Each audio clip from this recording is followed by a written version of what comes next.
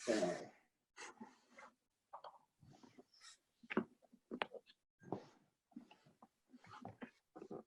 Bang Jo. Halo, apa kabar? Baik.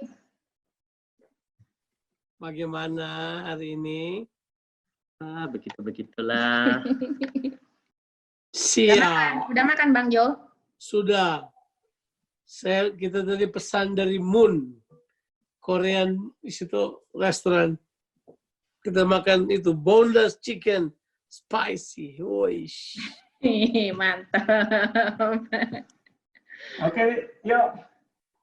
Apa kabar Bang Jo? Sangat baik, terima kasih. Gimana Bang Jo?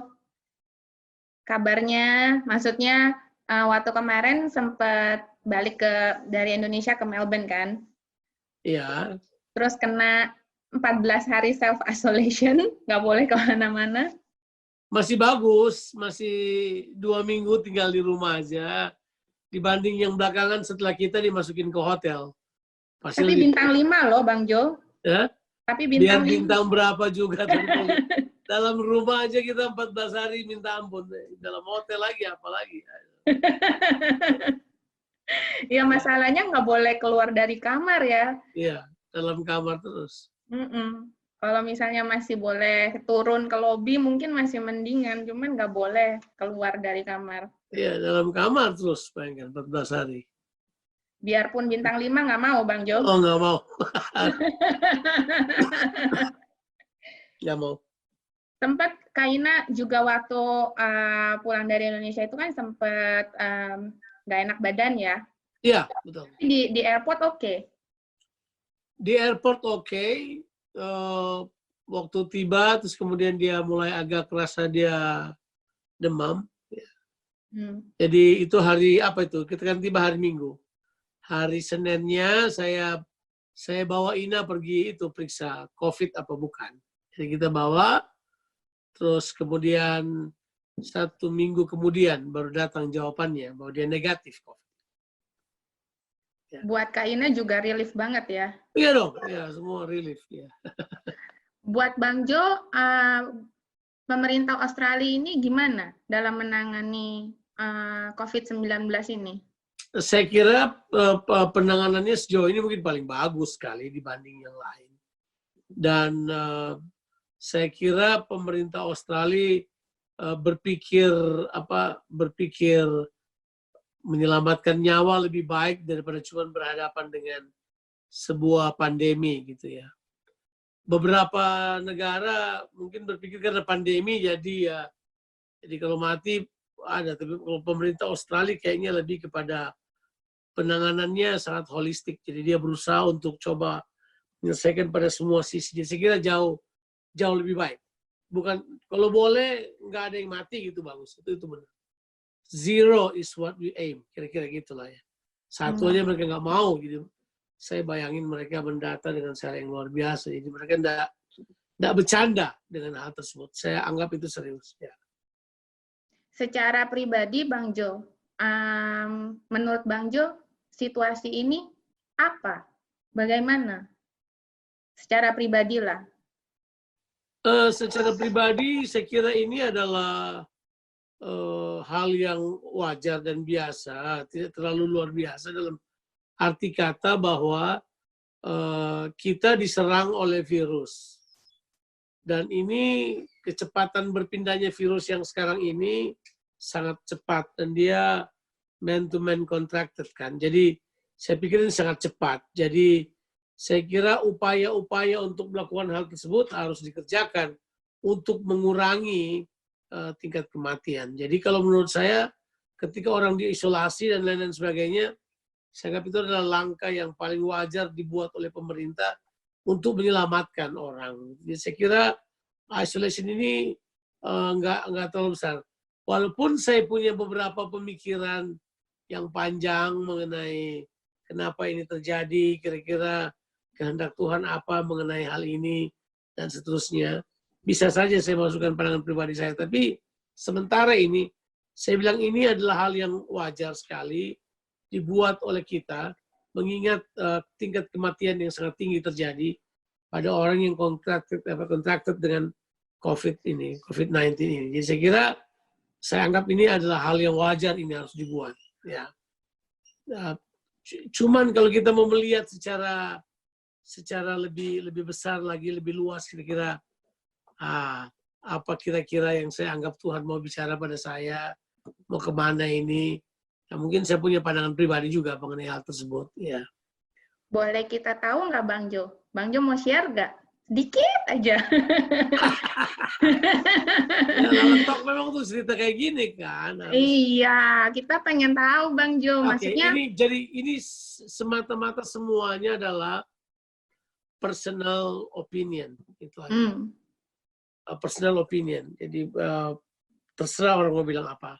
Tapi kalau menurut saya, ini sudah kelihatan sekali bahwa bangsa-bangsa. Jadi bayangkan dari 220 sekian bangsa, 197 bangsa yang kontrakted dengan COVID-19 ini, mereka bisa dikendalikan dengan satu button. Tak, rumahkan orang. Selesai. Dan itu terjadi. Jadi kendali bisa dikerjakan dengan cara ini. Jadi kendali pada satu titik bisa dikerjakan dengan cara ini. Jadi saya berpikir bahwa mungkinkah ke depan akan ada kendali yang seperti ini. Ya. Artinya terserah virusnya datang dari mana, tapi telah merupakan rahasia umum virus yang COVID-19 ini adalah virus buatan manusia kan sebagai senjata biochemicals ya. Saya kemudian berpikir bahwa dunia bisa di-arrange dengan cara yang seperti itu. Jadi waktu saya ada di rumah beberapa saat ini, saya berpikir bahwa, ini bagus juga buat kita untuk melihat pijakan kita ke depan apa. Paling tidak, kalau saya tutup mata saya dan kemudian tanya, saya sekarang sudah ada di waktu mana sekarang ini ya. Di dalam pergerakan Tuhan, di dalam timetable-nya Tuhan, kita sekarang sudah ada di mana, apa yang perlu kita siapkan, hal-hal apa yang kita perlu kembangkan. Nah itu udah bisa menjadi sebuah pemikiran. Saya kemudian sekarang mulai mengambil pijakan yang tepat. Saya harus mengarah kemana ke depannya. Berdasarkan yang tadi Bang Jo ngomong, kan juga banyak orang-orang yang akhirnya mengait-kaitkan hal ini dengan kedatangan Tuhan yang kedua kali. Apalagi ditambah, nggak cuma si virus corona ini doang yang bikin heboh. Ada kejadian yang belalang waktu itu kan juga datang. Dan mereka bilangnya it's like a biblical event gitu. Menurut Bang Jo, apa ada hubungannya sama hal itu? Bisa jadi. Tapi recurring peristiwa kayak gini kan bukan baru satu kali kan. Membaca sejarah pandemi di dunia yang berlaku setiap 100 tahun, kemudian orang berkata hal yang sama terjadi 100 tahun yang lalu, hal kolera, terus kemudian apa lagi, flu, ya kan, influenza, itu kan semua terjadi juga, di mana orang mati juga ribuan orang. Jadi kalau menurut saya tentang kedatangan Tuhan, ya ini pandangan pribadi saya lagi, bahwa memang kita sudah dekat dengan kedatangan Tuhan, tapi ini masih fase-fase awal kali ya. Saya tidak berani bilang Tuhan datang besok apa 2 tahun lagi, enggak. Tapi ini adalah fase awal dari kedatangan Tuhan. Dan persiapan kita untuk menuju ke situ jelas harus kita persiapkan. Ya. Aku jadi ingat yang waktu kita interview pertama itu loh Bang Jo. Iya. Yang tentang Bang Jo bilang nanti gereja akan balik ke awal, waktu di mana gereja mulai kan, gitu. Maksudnya kembali ke rumah, gitu. Dan sekarang kita mau nggak mau terpaksa harus ada di rumah. Kita juga sempat ikut kebaktian yang Bang Jo pimpin kemarin. Kita akhirnya yang selama ini dikerjain sama leader di gereja untuk perjamuan bareng, kita nggak bisa sekarang. Kita harus di rumah. Jadi menurut Bang Jo ini salah satu yang apa ya, boleh dibilang Tuhan pakai cara ini untuk kembalikan gereja kepada awalnya atau gimana? Saya mempercayai perkembangan dan progresivitas dari gereja, baik bentuknya maupun baik apa. Saya tidak menutup kemungkinan bahwa bisa menjadi progres dan bertumbuh dengan cara yang luar biasa tentunya. Akan tetapi memang ada hal-hal simpel yang hanya bisa terjadi di rumah, gitu kan. Hal-hal sederhana yang bisa terjadi di rumah. Dan saya menilai bahwa apa yang terjadi sekarang adalah bentuk untuk mempersiapkan 3 hal. Atau kalau masih ingat, saya berkhotbah 3 minggu lalu apa 2 minggu lalu? Mungkin 2 minggu lalu. Minggu lalu, ya 2 minggu lalu. Saya berkhotbah tentang ada 3 hal yang kita perlu lihat yang bakal terjadi, ya kan? Yang pertama kita mesti kuat. Gitu. Nah, yang kedua adalah ada sebuah pekerjaan yang besar yang Tuhan sedang kerjakan sekarang, yang saya sebut dengan keimamatan semua orang percaya. Di mana semua orang percaya sekarang harus mengerjakan tugas-tugas keimamatan mereka. Karena semua kita adalah imam. Jadi kita kemudian mulai melakukan tindakan-tindakan keimamatan, pelayanan. Seperti misalnya perjamuan kudus dikerjakan di rumah, baca Alkitab, pelayanan-pelayanan dikerjakan di rumah. Nah, karena keimamatan semua orang kudus ini mulai berlaku, makanya kita lihat betapa beberapa hal tidak esensial lagi untuk masa sekarang. Misalnya, gedung tempat ibadah tidak esensial lagi. Ternyata kalau itu nggak ada, nggak apa-apa. Liturgi, ritual tidak esensial lagi. Itu nggak ada, nggak apa-apa, ya kan? Alat musik, pemimpin pujian, pengkhotbah, kemudian nggak jadi esensi lagi, ya kan? Semua berubah. Terus kemudian yang berikut adalah kita kemudian menemukan hampir semua pelayanan yang dikerjakan di gereja sekarang semerta-merta harus dikerjakan di rumah sekarang, ya kan? Berarti ada perpindahan. Jadi kemudian kita semakin sadar bahwa gereja itu bukan pergi ke gereja, tapi kita mulai menjadi gereja. Jadi pergeserannya mulai terasa, ya kan? Di dalam kita punya buku Gates, masih ingat di buku Gates? Ya. Nanti kapan-kapan buka-buka deh lah buku itu. Ada 40 kemungkinan besar perubahan yang bakal terjadi ke depan. 40 banyak banget itu. Wow. Ya itu kalau kita kemudian lihat pergeseran-pergeseran tersebut, kita harusnya semakin mempersiapkan diri untuk terlibat dalam hal itu. Jadi saya bilang bahwa yang kedua itulah keimamatan semua orang percaya. Sedangkan yang ketiga adalah pertempuran rohani, ya kan? Sebab ini coba saya sebut daerah pertempuran rohani. Bayangkan, COVID-19 datang, orang lebih banyak mati karena ketakutan daripada mati karena COVID itu sendiri. Nah, teman-teman saya, say Glenn Fredly misalnya, atau teman-teman yang lain yang meninggal. Tahu nggak kenapa dia meninggal? Karena nggak ditanganin lagi.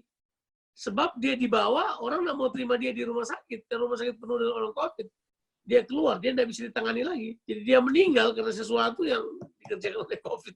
Dia nggak tertangani loh, nggak tertangani. Dia harus pulang ke rumah, tapi sampai udah nggak tahan di rumah, dia kemudian dibawa ke ICU dan kemudian dia meninggal di situ.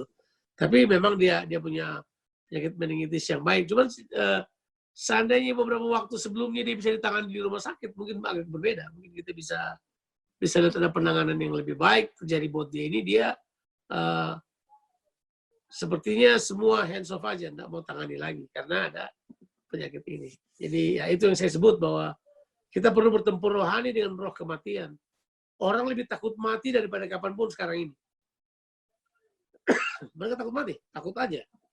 Mereka merasa bahwa kematian kayak dekat sekali sama manusia saja. Itu kan pertempuran rohani yang sangat luar biasa.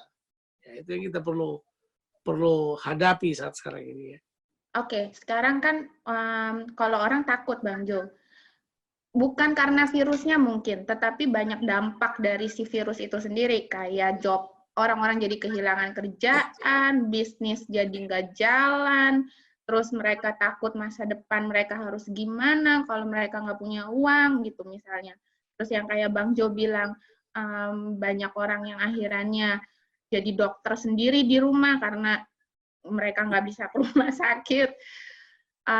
Terus juga mereka, kayak saya pribadi ya Bang Jo, saya kan di sini kan kita nggak bisa keluar, terus kita nggak bisa terbang ke Indonesia. Banyak mama papa ada di Indonesia, which is mereka juga masih melakukan aktivitasnya yang maksudnya sehari-hari yang kayak seperti biasa. kita takut karena kita nggak lihat mereka di sana. Kalau ada apa-apa kita juga nggak bisa langsung terbang ke sana gitu. Bagaimana kita harus, maksudnya apa yang kita harus buat gitu loh, secara praktikal. Kalau kita lagi menghadapi, aduh, ini gimana ini gitu. Yang luar biasanya bahwa sekarang kita diajar untuk tidak berbuat apa-apa. Dan saya kira inilah waktunya untuk kita kemudian berpikir bahwa dasar iman yang paling kuat adalah tidak berbuat apa-apa. Tidak bisa bikin apa-apa kita sekarang coba. Kecuali mempercayai Tuhan. Tidak bisa bikin apa-apa coba. Mau bikin apa sekarang kita? Mau keluar rumah aja nggak bisa. Mau terbang ke Indonesia mau tolong orang aja nggak bisa. Jadi minggu lalu atau dari hari Sabtunya. Kita dari hari Sabtunya itu udah sedih banget. Saya dengar kematian orang yang saya kenal dalam waktu 3 hari. Itu tiap hari ada orang yang saya kenal meninggal. Klimaksnya hari Sabtu, om saya. Jadi keluarga saya sedang datang ke rumahnya dia. Om saya. Jadi adik papa saya yang paling bungsu punya suami. Itu meninggal. Dia meninggal. Dan meninggalnya nggak karena diperlakukan seperti semuanya, nggak ada yang bisa datang, saudara-saudara saya tidak bisa datang, dikubur seperti sana, mereka cuma bersekutu dengan pendeta, di jarak jauh di bawah pohon, kebaktian kecil, 5 orang dengan pendetanya, terus selesai. Terus kita, waduh sedih banget. Teman-teman, tetangganya meninggal, waduh. Nah, klimaksnya hari Minggunya kan, ya, kakaknya Ina meninggal, ya, almarhum Laksmi, Ibu Ami meninggal. Terus kita desperate banget. Mau pulang apa tidak? Mau pulang nggak bisa pulang. Mau naik apa? Ada pesawat apa yang ada? Cek pesawat ada, pesawat terbangnya harganya 94.9.400. Kamu mesti lewat Doha berangkat ke Jakarta. Wow, bagaimana caranya? Nggak bisa bikin apa-apa. Jadi kemudian kita sadar situasi sekarang ini membuat kita bergantung penuh kepada Tuhan, tidak lagi kepada apapun yang kita bisa. Dan di situ kita akan belajar lebih tenang menghadapi masalah. Nah, kita kan sering begini, kalau masalah datang, kita tahu jalan keluar, kita bikin begini. Ini sekarang, untuk pertama kali, hanya untuk orang yang kita cintai, kita tidak bisa bikin apa-apa sama mereka. Pegang mereka kita nggak bisa, datangin mereka kita nggak bisa, pengen ke pekuburan mereka, kita juga nggak bisa. Kita seperti berkata, wow, saya dengan anak-anak saya saling lihat-lihatan, kita berkata, wow, supposed to be we are all in the airport this hour. We are actually heading to Makassar now. But we can't do anything. Kita tidak bisa bikin apa-apa. Harusnya kita sudah di airport nih. Sekarang nggak bisa. Kenapa? Kita kemudian tidak bisa bikin apa-apa. Kita kemudian mulai bergantung kepada iman, kepercayaan kita. Kita mulai bergantung kepada Tuhan. Kita mulai belajar berserah, mulai belajar buat itu. Bayangkan pada posisi yang seperti sekarang ini. Nah, itu dia. Jadi saya pikir kita akan belajar sesuatu. Makanya saya bilang ini peristiwa ini seperti sebuah resetting, ya.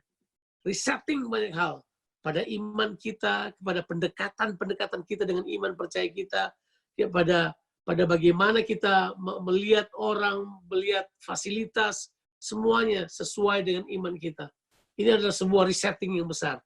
Kita tidak bisa bergantung apa-apa lagi kecuali hanya kepada Tuhan dan firman-Nya. Wow, dahsyat Bang Jo. Jadi ingat waktu Bang Jo ulang tahun bilang, benar-benar apa yang saya tahu di belakang udah kayak nggak bisa berlaku lagi gitu. Nggak berlaku, exactly. Berarti sebenarnya Tuhan udah ngomong sama Bang Jo dari jauh-jauh hari, cuman kita nggak tahu apa ya Bang Jo. Iya sih. Bang Jo, secara pribadi, Bang Jo kan yang biasanya sibuk banget terbang-terbang ke sana ke sini, sekarang Bang Jo nggak bisa bikin apa-apa. Terus gimana Bang Jo mengisi hari-hari? Karena saya dengan Ina sekarang kan ada launch program baru yang namanya Morning Devotion. Itu dahsyat sih Bang Jo. Saya termasuk salah satunya yang tiap hari ngikutin. Nah, itu kan lebih banyak spontanitas sebenarnya lah. Datang ke depan, terus Ina bicara, saya bicara, kita dua bicara, kemudian selesai. Hari ini aja agak panjang, karena ini hari kebangkitan. Kita agak panjang. Biasanya cuma 4-5 menit berkisar di situ. Paling banyak mendekati 6 menit. Cuma hari ini aja 7 menit. Tapi kayak itu kita ada kegiatannya. Tapi yang selebihnya yang lain, I take my time. Istri saya ambil waktunya untuk berdoa. Selama 2 minggu pertama kita tidurnya terpisah. Bayangkan. Kalau dia demam-demam, dia batuk-batuk, dia nggak mau tidur bareng, dia sendiri. Saya baru aja balik ke kamar lagi. Jadi kita kemudian ya, lebih banyak membaca, lebih banyak baca Alkitab, lebih banyak merenungkan firman Tuhan. Kalau ada waktu nonton drama Korea, ya, terus ke belakang jemur-jemur panas. Halo Bijay. Belajar masak juga Bang Jo. Oh ya. Itu waktu Ina di atas terus dia nggak turun-turun, ya saya masak lah. Bikin apa buat dia, yang saya bisa saya kerjain. So, but anyhow, it's gini, saya suka aja, I enjoy. It's like sabbatical juga buat saya sih. It's nice. Yeah. Jadi beberapa hari kemarin saya lihat-lihat bahan-bahan khotbah saya. Dalam hati saya, kalau saya tutup mata saya dan tanya, cocok nggak yang saya ngomong sekarang? Nggak ada satupun yang saya rasa cocok. Nggak ada. Aduh, iya sih. Iya. Buat ini ada kenapa coba saya? Katanya Joni yang nanya ini, terus gimana rasanya waktu hasil tes coronavirus negatif? Wah, seneng banget. Titip pertanyaan dia. Senang, istri saya senang banget, such a relief. Ya, setelah itu dia udah nggak sakit lagi, gitu aja. Mungkin lebih sakit nungguin waktunya. Setelah itu udah nggak sakit lagi, dia udah asik. Hari ulang tahunnya Kak Ina ya? Ya? Pas hari ulang tahunnya Kak Ina. Ya. Itu pas hari ulang tahun, dikasih tahu bahwa dia negatif. Terus kemudian sudah. Jadi kita kemudian berpikir, ya bagus. Kalau misalnya dia positif, itu berarti saya jadi itu kan. DPO-nya, anak-anak semua itu mesti di karantina sendiri-sendiri lagi bisa. Jadi kemudian, so yeah, it's such a relief. Yeah. Itu relief. Yeah. Ada message apa nggak Bang Jo buat mereka yang gini Bang Jo, stresnya itu mungkin bukan karena virusnya, bukan karena kerjaannya sekarang, tapi banyak lama di rumah. Iya, itu. Saya juga kaget baca tulisan satu teman pendeta, dia berkata bahwa sejak coronavirus ini KDRT meningkat loh ini di rumah ini. KDRT meningkat. Suami marah-marahin istrinya karena tinggal di rumah. Stresnya nggak tahu apa ya. Yeah. Ya, termasuk waktu itu aku sempat ada yang kasih kayak artikel, bukan artikel lah, kayak psychological site gitu bilangnya, yang kasihan itu memang jadi domestic abuse, Bang Jo. Iya, betul. Yang anak-anak yang orang tuanya stres, terus anak-anak kan karena sekarang mereka harus homeschooling juga kan. Gitu. Mudah-mudahan ini bisa cepat berlalu. Ya. Jadi sebenarnya apa yang saya kira terjadi kalau orang tanya stres timbul ya itu karena terlalu lama di rumah, bosan aja di rumah ya. Jadi kalau menurut saya ini kita mesti ingat ini sementara, ini nggak akan selalu begini. Jadi ingat bahwa ini hanya sebentar aja, sebentar lagi ini bakal berlalu. Tapi ya dari pihak kita harus terus berjaga-jaga dan berantisipasi. Jadi jangan sampai kehilangan inisiatif. Jadi maksudnya kalau dari sekarang, coba kita telusuri. Kalau kalian memang lose job, coba persiapkan jobnya apa. Kalau kalian tetap mempertahankan jobnya, coba apa-apa yang kamu bakal kerjakan for a better productions, for a better performance. Ya, yang kayak begitu. Supaya kalian bisa. Jadi sekarang dipersiapkan. Nah, kalau sikap kita hanyalah duduk tunggu dan kemudian mengeluh, semakin berat, kita semakin stres. Terus mulai berusaha urus yang kita tidak perlu urus. Misalnya, bakal apa jadinya kita besok? Itu bukan urusan kita itu. Itu Yesus bilang, urusan besok.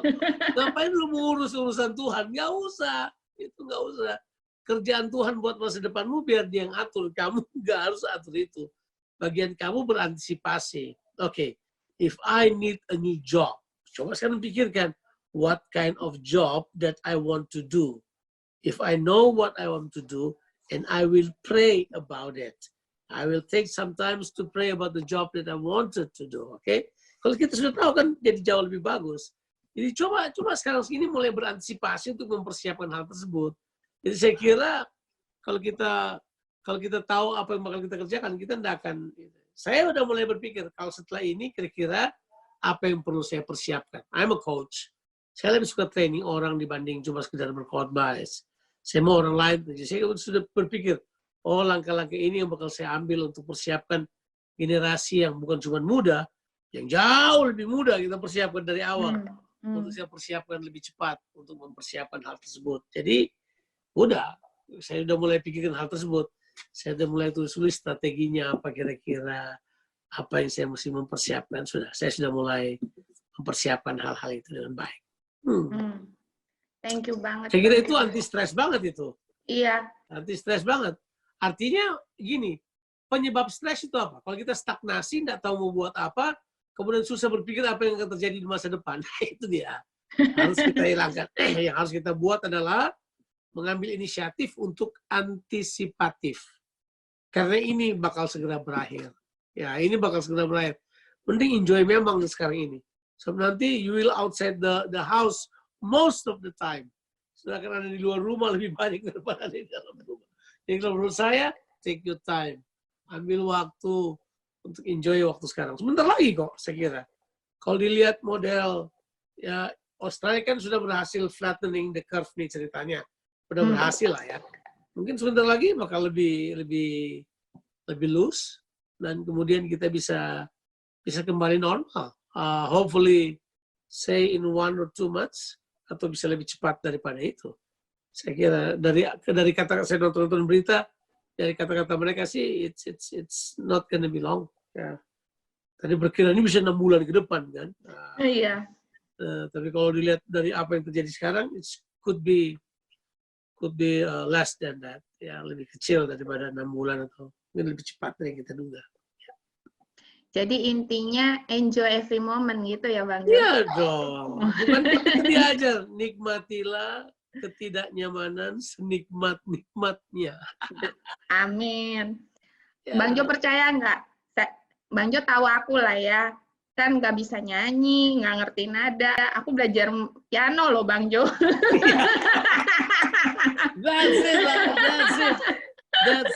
That's it. What can we say? That's the best. Coba. Itu saya kira hal yang paling luar biasa. Lala belajar piano. Siap. Biar tahu nada Bang Jo. Soalnya orang bilang DE, aku nggak ngerti apaan tuh. Ya nggak apa-apa. At least itu yang kita sebut dengan antisipatif. Ya. Karena memang saya baca ada yang bilang musim-musim sekarang coba kerjakan apa yang kamu tidak biasa kerjakan. Coba kerjakan sekarang. Coba buat. Iya, saking nggak ada kerja. Seperti masak ya. Saya lagi mau coba belajar montir biar tahu mobil sedikit lah. Siap. Keren. Oke, Bang Jo. I'll let you go. Thank you udah. Siap. Ya, soalnya Bang Jo mau mempersiapkan buat nanti ya kebaktian yang satu lagi ya. Siap. Thank you loh Bang Jo. Sama-sama lah. Thank you. Ya, even though kita nggak secara fisik, tapi this is very good. Siap. Update terus. Thank you. Thank you once again, Bang Jo. Thank you. Bless you lah. Bless you, John. Thank you, Bang Jo. See you. I leave the meeting now. Yeah. Yep. Okay.